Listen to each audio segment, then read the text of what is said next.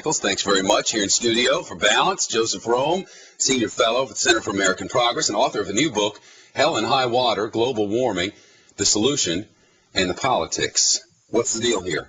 Well, there's no question that it looks like they're going to be lowering the estimate for sea level rise, but that's because of some weird way that they do this. This is census-based process. It's about how they do the statistics, you're saying? No, everyone has to sign off on this. As Patrick Michaels said, they left out the glaciers of Greenland and Antarctica, and while it's true that the models say that Antarctica should gain ice, in fact, in the last 2 years, they've lost ice. And I think the important thing to realize is that this study is already 2 years out of date. But the point is, it's a very alarming study, and I think people should be quite concerned. Is there anyone within the scientific community, mainstream scientific community around the world, who argues that the temperature on the Earth is not rising and that carbon dioxide and other emissions are not responsible? I think this report is going to put that to rest, because they're now going to say that it is very likely, a greater than 90% chance, that humans are the main cause for the global warming. And look,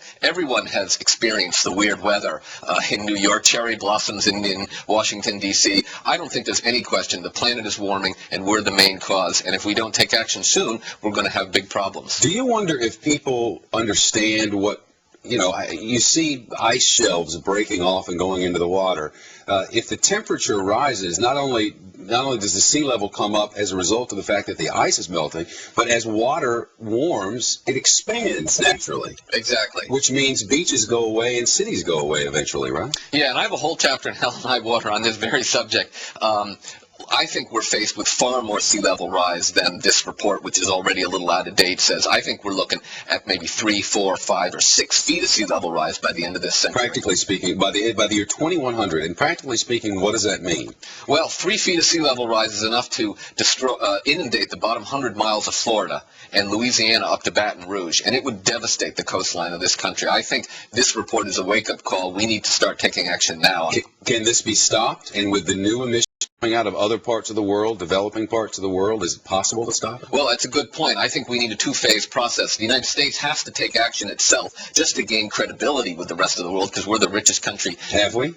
We haven't taken any action yet. We've talked a lot. We've talked a lot. President Bush mentioned it in the State of the Union. Well, it's not just President. This has been going on for this is across all political lines. Let's face it. It's true, but I think the new Congress has said that they're more interested in this kind of regulation. And 10 CEOs just last week came out and said we need to regulate carbon dioxide emissions. So I think you're going to see some action in this Congress.